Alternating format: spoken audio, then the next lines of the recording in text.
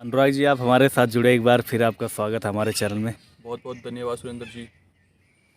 अनुराग जी, अगर बात करें जिस तरह से अभी लाल सिंह चड्ढा भी 11 तारीख को 11 अगस्त को रिलीज होने वाली है, लेकिन उससे पहले सोशल मीडिया पे चाहे ट्विटर, फेसबुक, इंस्टाग्राम हो, हर एक सोशल मीडिया प्लेटफॉर्म पे उसका बाइकआउट चल रहा है। बाइकआउट लाल सिंह चड्ढा, तो इसको लेकर किस तरह से आप देख रहे हैं? देखिए, ये आज का किया धरा नहीं है, ये बहुत पहले का है। इसके पीछे बहुत सारी वजह है। लोग यूं ही बेफालतू में, किसी को शौक नहीं है बॉयकॉट करने का। एक्चुअली आमिर खान के जो बयान हैं वो काफ़ी इस तरीके से उन्होंने दिए हैं कि लोगों के दिमाग में, जहन में उनके खिलाफ एक नेगेटिव इमेज बन चुकी है। आपको याद होगा कि पीके में किस तरीके से उन्होंने हिंदू देवी देवताओं का मजाक उड़ाया था। बहुत ठाके लिए जा रहे थे और इन्हीं हिंदुओं ने, हम जैसे लोगों ने ही उस मूवी को इतना ब्लॉकबस्टर बना दिया था। लेकिन अब जो है हिंदू जाग रहे हैं। अब उन्हें पता लग रहा है कि किस तरीके से इन लोगों ने हमारा मजाक उड़ाया था। और यही नहीं, इससे पहले उन्होंने स्पीच दी थी कि मेरी बीवी जो है काफ़ी ज़्यादा इनटॉलरेंस, मेरी बीवी जो है अच्छा फील नहीं करती हिंदुस्तान में, उनको काफ़ी अनसेफ फील होता है।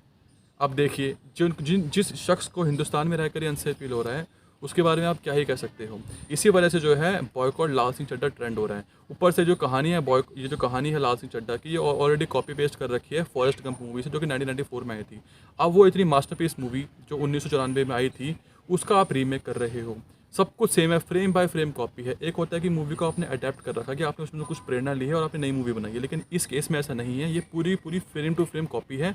बस फ़र्क कितना है कि वो अंग्रेज़ी मूवी थी, ये हिंदी मूवी है। ये हिंदी भी कहे तो पंजाबी मूवी है, क्योंकि जो किरदार निभा रहे हैं आमिर खान, वो एक पंजाबी करेक्टर है, एक सरदार का करेक्टर निभा रहे हैं। और जो भाषा बोली गई है इस पूरे ट्रेलर में, पूरी की पूरी पंजाबी बोली गई है। तो मुझे लगता है कि हिंदी मूवी है, मुझे लगता है कि पंजाबी मूवी है। तो बात कुछ भी हो, लेकिन ये मुद्दा मेन है कि इस मूवी का अब क्या होने वाला है। पहले ये मूवी क्लैश करने वाली थी KGF 2 के साथ। पहले ये मूवी की रिलीज डेट थी 14 अप्रैल 2022, लेकिन 14 अप्रैल को KGF 2 आने वाली थी। और आमिर खान की, मतलब क्या कहे कि आमिर खान डर गए। डर की वजह से आमिर खान ने इस मूवी को शिफ्ट करते 11 अगस्त को। लेकिन इस वक्त अब 11 अगस्त में भी क्लैश होने वाला है। रक्षाबंधन भी आने वाली है, कार्तिकेय 2 भी आने वाली है, जो कि तमिल फिल्म है, और लाल चड्ढा भी आने वाली है। तो इन तीनों की कुछ कॉम्पिटिशन है। लेकिन इस बात को तो अब मान लीजिए कि इस मूवी का कुछ होने वाला है नहीं। बताया तो ये जा रहा है कि इस मूवी की 80% बुकिंग हो चुकी है एडवांस। ये PR स्टंट है, आमिर खान की जो टीम है वो एक PR स्टंट चला रही है कि 80% बुकिंग फुल हो चुकी है। लेकिन जब मैंने बुक माई शो में देखा तो सारी की सारी सीट खाली है। तो इस झांसे में आप ना पड़े कि मूवी हिट हो चुकी है, रिलीज से पहले ही इसने बहुत पैसे कमा लिए। ये मूवी एक बहुत बड़ी फ्लॉप होने वाली है। आमिर खान की पिछली मूवी ठग्स ऑफ हिंदुस्तान बहुत बड़ी फ्लॉप हुई थी, और ये मूवी उन्होंने बहुत सालों के बाद करी है, और ये मूवी फ्लॉप होने वाली है। तो आमिर खान का करियर अब खत्म होने वाला है। जिस तरह से आपने जिक्र किया कि ठग्स ऑफ हिंदुस्तान, तो मुझे याद है कि 4 साल पहले ठग्स ऑफ हिंदुस्तान आई थी, लोग उसको भी कह रहे थे ब्लॉकबस्टर जाएगी, लेकिन आपने जैसा बात की कि कहीं ना कहीं फ्लॉप रही, और फ्लॉप बिल्कुल थी। अभी आपने जिक्र किया कि बुक माई शो पे 0 दिखा रहा है। मैंने भी पेटीएम पे चेक किया, उनकी टीम के अनुसार जिस तरह से बताया जा रहा है कि उसमें भी कहीं ना कहीं पूरी सीटें खाली दिख रही है, और लगभग 1-2 सीटें दिख रही है जहाँ पे टिकट था, वो भी सबसे लो टिकट था। तो क्या लगता है, जिस तरह से रक्षाबंधन भी आ रही है, तो क्या आपस में ही पिट जाएंगे या जनता के द्वारा ही पीटे जाएंगे ये देखिए, ये आपस में ही पिटेंगे, और जनता के द्वारा तो पिट ही रहे हैं। जैसे कि आपने बोला कि पेटीएम में भी दिखा रहे कि बुकिंग नहीं हो रखी है, बुक माई शो में भी दिखा रहे कि बुकिंग नहीं हो रखी है। और एक और मैंने इनका एक पता नहीं कहीं से ट्वीट देखा था, आमिर खान की कोई प्रोडक्शन टीम ने किया था कि 550 करोड़ रुपए ये पहले ही कमा चुके रिलीज से पहले। भाई साहब, अगर आपकी मूवी ने 550 करोड़ रुपए पहले ही कमा लिए, तो आप क्यों दिखा रहे हो मूवी थिएटर में? यूट्यूब पे डाल दो, सब लोग देख लेंगे। क्यों केजरीवाल जी, सही बोल रहा हूँ ना मैं? यूट्यूब पे डाल दो, सब लोग फ्री में देख लेंगे। जब आपकी मूवी ऑलरेडी 550 करोड़ रुपए कमा चुकी है, तो आपको और कितने पैसे कमाने हैं? वैसे भी आमिर खान तो वैसे इतने अमीर है, उनको अमीर आमिर खान बोला जाता है। तो वो क्या करें जनता के पैसों का यार? इससे बढ़िया हम उन पैसों का गरीबों को दूध खिला देंगे, खाना खिला देंगे, उनसे हमें दुआएं मिलेंगी। खुदा भी खुश होगा, भगवान भी खुश होगा। तो हम अपने पैसों को बेफालतू में किसी Airi Gary copy paste movie को हम क्यों देखें, क्यों अपना टाइम वेस्ट करें? तो ये एक षड्यंत्र रचाया जा रहा है कि लोगों के दिमाग में ये डाला जाए कि क्या पिक्चर होने वाली है, लोगों ने एडवांस बुकिंग कर लिया। लेकिन ऐसा कुछ भी नहीं है। आप अभी जाकर अगर सर्च मारोगे बुक माई शो में या पेटीएम में, आप देख सकते हो कि इस मूवी की कोई भी सीटें फुल नहीं है, थिएटर पूरे खाली है, और कोई भी एडवांस बुकिंग इसकी नहीं हो रही है। तो सबको सब एक तरीके का झूठ फैलाया जा रहा है PR टीम द्वारा। जिस सर से आपने बताया कि दूध चढ़ा देंगे, और आमिर खान जी का एक बहुत अपील करते हैं हमने सत्यमेव जयते कार्यक्रम के द्वारा कि आप शिव पर दूध चढ़ा दो, उस दूध को गरीब में बांटो, गरीब का भला होगा, उसके पेट भरेगा। तो क्या लगता है, दूध चढ़ाने से उनको दुख होता है, तो जो और उनके धर्मों में किया जाता है, अगर उस पर क्यों नहीं बात उठाते और उस पर क्यों नहीं लोगों को नसीहत देते? अभी धर्म की बात आ रही है तो धर्म से मुझे याद आया, इनकी एक फ़ोटो जो है बहुत ज़्यादा वायरल हुई थी बीच में। इन्होंने जो हज यात्रा करी थी वो शायद अफरीदी के साथ करी थी। शाहिद अफरीदी पाकिस्तानी क्रिकेटर है और शाहिद अफरीदी को आपको पता है कितना ज़्यादा जहर उगलते हैं हिंदुस्तान के खिलाफ। तो इनके पास बहुत सारे ऑप्शन थे, हिंदुस्तान में बहुत सारे मुसलमान हैं, अच्छे मुसलमान भी हैं, आप उनके साथ जाके हज यात्रा कर लेते। लेकिन आपने किसको चुना? आपने चुना शाहिद अफरीदी को, जो कि हिंदुस्तान के खिलाफ जहर उगलते हैं। तो आपकी मानसिकता तो दिख ही रही है इस बात से। और यही नहीं, आपने बोला कि दूध चढ़ाते हो, ये चढ़ाते हो, आप भी चढ़ाते हो चीज़ें, हम तो मना नहीं करते।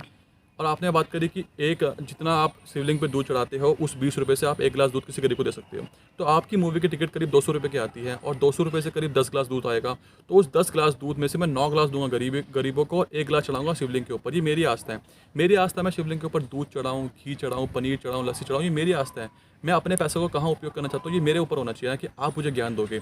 सत्यमेव जयते में इन्होंने बहुत सारे हिंदू समाज के ऊपर सवाल उठाए कि क्यों इसमें बुर्खा, क्यों इसमें जो है पर्दा होता है, क्यों इसमें ये इतने रिस्ट्रिक्शंस होती है। लेकिन आपके धर्म में खुद इतना बड़ा आप हिजाब पहनते हो, हमने उसके ऊपर सवाल नहीं उठाए क्योंकि हम हर धर्म की इज्जत करते हैं। लेकिन आपने जो एक तरीके की बात दिखाई और दूसरे तरीके की बात ना दिखाई, इससे पता चलता है कि आप किस तरीके से एक पक्ष की तरफ ज़्यादा नेगेटिव हो और एक पक्ष की तरफ बिल्कुल पॉजिटिव हो।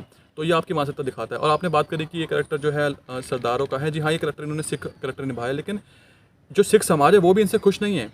वो इसलिए क्योंकि जब 1 साल तक फार्म लॉ के अगेंस्ट सब सिख खड़े थे वहाँ पर बॉर्डर पर, तब आमिर खान ने एक वर्ड नहीं बोला इनके लिए, तब इनके मुंह में दही जम गई थी। और अब इनको लगता है कि इनको सिख समाज की तरफ से संवेदना मिलेगी, इनकी मूवी को लोग देखेंगे। लेकिन इनकी मूवी को ना तो हिंदू देखना चाहते हैं, ना इनकी मूवी को सिख देखना चाहते हैं।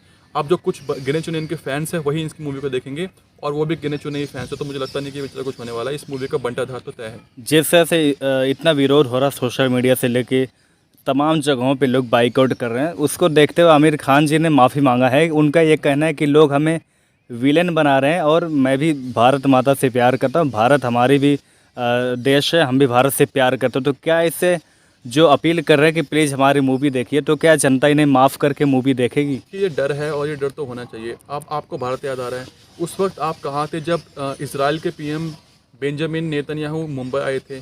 आपके पास ऑप्शन था कि आप उनसे मिलने जाए, लेकिन आप चले गए टर्की की फर्स्ट लेडी से मिलने के लिए। वहाँ पे जाकर आपने पार्टियाँ करी, वहाँ पे जाकर आपने शूटिंग करी। आपको ये मालूम होना चाहिए कि इजराइल जो है हमारा इंडिया का परम मित्र है, हमेशा इजराइल ने सपोर्ट किया हिंदुस्तान को। लेकिन आपने उनके पीएम को अवॉइड किया, उनसे मिलने नहीं गए, आप चले गए टर्की।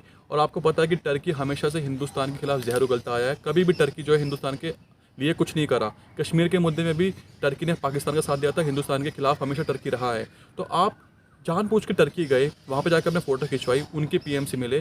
तो ये दिखाता है आपकी मानसिकता कि आपको इस देश से प्यार नहीं है। आप दिखाना चाहते हो कि मुझे देश से प्यार है। आप केबीसी में भी आए थे, महानायक के शो में आप आए थे कि आपको लगा था कि महानायक आपकी पिक्चर को प्रमोट कर देंगे। भाई साहब, उनकी खुद की पिक्चर फ्लॉप हो रही है। उनकी पिक्चर आई थी अभी बीच में झुंड, जो कि बहुत बड़ी फ्लॉप थी। तो जिनकी खुद की पिक्चर फ्लॉप हो रही है वो आपकी मूवी को कैसे हिट करवा देंगे? भाई साहब, आप सोचिए ज़रा, मिस्टर परफेक्शनिस्ट, ज़रा सोचिए आप क्या करना क्या चाहते हो, आपका होने क्या वाला है। अभी जिस तरह से लाल सिंह चड्ढा की बात हो रही है, उसी दिन रक्षाबंधन अक्षय कुमार जी की रिलीज हो रही है, लेकिन उसके जो राइटर हैं वो कनिका ढिल्लन, तो उनका भी कई ट्वीट हुआ और तमाम बयान रहा जो कहीं ना कहीं लेफ्टिस्ट की तरफ जाता है और एनआरसी का विरोध, सीए का विरोध और तमाम भी ऐसे विरोधी तथ्यों में शामिल रही हैं। और उनका कहीं ना कहीं लोग उनका भी बाइकआउट करने की बात करें तो क्या लगता है अक्षय कुमार की वजह से मूवी बचेगी या अक्षय कुमार को लोग साइडलाइन करके कनिका को देख के लोग मूवी को बाइकआउट करेंगे?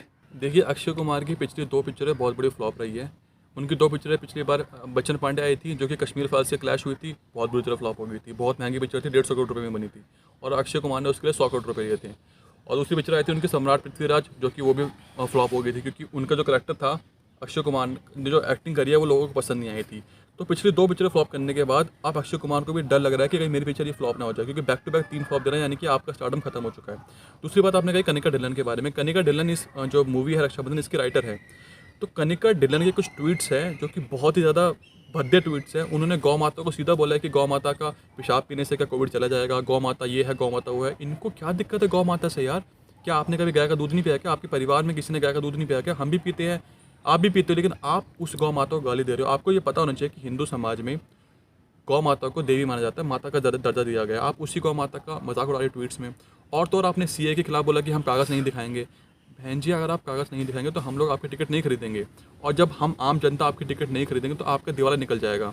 तो अभी फिलहाल जो कनिका ढिल्लन है उन्होंने अपने ट्वीट्स को डिलीट कर दिया, लेकिन उनको ये पता होना चाहिए कि हम लोगों के पास स्क्रीनशॉट पड़े हुए हैं। वो ट्वीट्स आपके बहुत ज़्यादा वायरल हो चुके हैं और अब आपको जनता के सामने आके माफ़ी मांगनी चाहिए कि आपने जो ट्वीट्स करे वो गलत थे। तब जाके क्या पता लोगों का मन बदले और वो रक्षाबंधन मूवी को देख ले। तो मुझे नहीं लगता कि रक्षाबंधन मूवी का कुछ खास होने वाला है, क्योंकि अक्षय कुमार ने भी बहुत सारी बातें बोली हैं कि शिवलिंग पर दूध मत चढ़ाओ, दूध बर्बाद होता है, मैंने वैष्णो देवी जाना बंद कर दिया है। बहुत सारी उनकी वीडियो है, बहुत सारी उनकी जो क्लिप्स है वो वायरल हो रही है इस सोशल मीडिया के ऊपर। उनकी एक मूवी आई थी ओ माय गॉड, जहाँ पे उन्होंने ये सारी बातें बोली थी। तो मुझे लगता नहीं कि लाल सिंह चड्ढा हो चाहे रक्षाबंधन हो, ये मूवी चलने वाली है। एक तमिल की मूवी आ रही है कार्तिकेय 2, जो कृष्ण जी के ऊपर आधारित है। वो मूवी शायद लोगों को देखनी चाहिए, क्योंकि वो मूवी बहुत अच्छी होने वाली है। उसमें हमारे कल्चर को, हमारे समाज को अच्छे से दिखाया गया। अभी आपने रक्षाबंधन की बात कर ली, लाल सिंह चड्ढा को लेकर एक बार एक सवाल और है हमारे मन में कि अभी जो उनकी स्टार कास्ट हैं, एक्ट्रेस हैं करीना खान कपूर, उनसे मीडिया वालों ने सवाल पूछा जब नेपोटिज्म को लेकर सवाल उठ रहे थे सुशांत सिंह राजपूत के इस दुनिया से जाने के बाद, तो विरोध हुआ नेपोटिज्म का। तो उन्होंने कहा कि अगर हम नेपोटिज हैं और हमें अगर आपको मैं पसंद नहीं हूँ तो हमारी मूवी मत देखा करिए। आपको कौन बुला था मूवी देखने लिए? तो क्या लगता है उनके बयानों का भी कुछ असर होगा विरोध में? देखिए, करीना कपूर खान को ये बात जान लेनी चाहिए कि आपको जनता ने ही बनाया है और जनता ही आपको ज़मीन पर लेकर आएगी। आपने क्या बोला कि आपने हमें स्टार बनाया, आप क्यों जाते हो मूवी देखने के लिए? आपको हमने फोर्स तो नहीं किया। तो बहन जी, हम अब आपकी मूवी को कोई देखने वाला है नहीं। आपकी मूवी बॉयकॉट लाल सिंह चड्ढा, उसका नाम सॉरी लाल सिंह चड्ढा है, मेरे को दिमाग से वही निकलता है बॉयकॉट लाल सिंह चड्ढा। तो उस मूवी को अब कोई देखने वाला है नहीं, क्योंकि जिस तरीके से उसने बयानबाजी करी है, आपको कोई फ़र्क नहीं पड़ता। अब आप नवाब पटौदी की बहू हो, आपके पास बहुत सारा पैसा है, यदि आप पिक्चर बनाना छोड़ दीजिए। मुझे लगता नहीं कि आपको कोई देखना चाहता है। आप बहुत ज़्यादा बुजुर्ग हो चुके हो, 40 से ज़्यादा उम्र हो चुकी है आपकी। अब आपके ऊपर वो हीरोइन का रोल शूट करना, एक लवर की कहानी दिखाना, वो आपको सूट भी नहीं करता है। तो जिस तरीके से आपने बयानबाजी दी है, उसका असर आप देखोगे इस मूवी के अंदर। आपकी मूवी बहुत जो है बहुत बड़ी फ्लॉप होने वाली है। चलिए अनुराग जी, आपने अपने सभी मूवी पे अपने विचार रखे, रिव्यू रखा और आपने बताया कि कौन सी मूवी जनता को देखनी चाहिए। यस। और आप हमारे से जुड़े उसके लिए बहुत बहुत आपका शुक्रिया।